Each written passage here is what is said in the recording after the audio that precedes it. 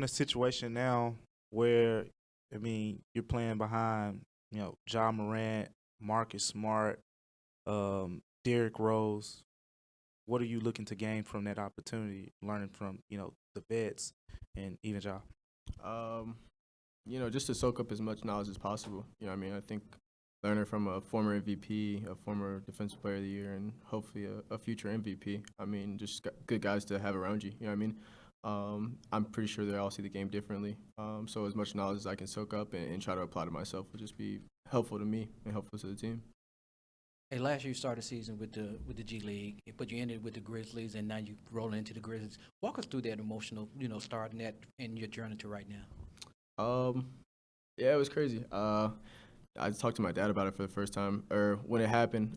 We did training camp with the Grizzlies and got waived and signed to the G League team. It was like the first time I had actually been cut in my life, and it was pretty crazy. I expected it to or whatever.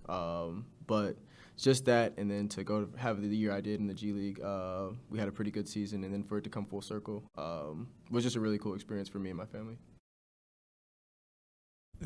What was your summer like? Like, did you spend a lot of time in Memphis working out here? Did you go back home? Just what was that like for you? I spent a lot of time here. As much as the young guys did, we were here pretty much the whole summer, and then obviously getting ready for summer league, and I think we had a solid showing out there. But I tried to be in here as much as I could, just to get more familiar with the guys we had here and the coaching staff and stuff like that. So I was here for a good amount of summer. Jacob, after a very impressive, G League season last year where you led the G League in assists per game, then a solid summer league outing, do you foresee yourself, like, with this time, especially with Ja being out, to officially, like, solidify, like, a spot, a chance to really play for this team this season? Yeah, that's the goal. Obviously, I think in the first 25, it might be more optimistic and more realistic that could happen there. Obviously, when Ja comes back, it'll look different for the whole team, but especially for me. But, given the first 25, even the whole season, that's my goal here as far as personally. You just talked about working with the young guys. Describe what that was like this summer. Beyond, we know y'all went out there to summer league in Vegas, but I know I saw a couple of guys that were working out here locally, going to high schools and stuff like that. What was that like this summer? Even beyond summer league, in the past couple months, just spending time with them, working on your games together, and just what did you learn from that? Yeah, I think the biggest takeaway I have from it was the camaraderie we had. Obviously, we spent some time together with the G League. I'm pretty sure we had all the guys that we had on the younger guys down there with the G League. But just the time we got to spend off the court, I think was the biggest for us.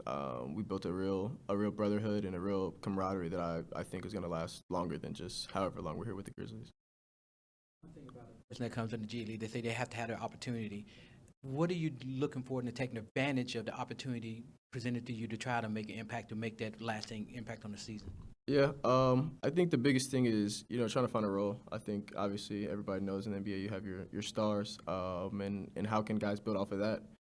So finding a role, whether that's, getting guys like Luke and Dez shots, or if that's just picking up 94 feet and trying to make it difficult for the other team's guard. However you can carve out a role is going to be big. So however I can do that, we'll see.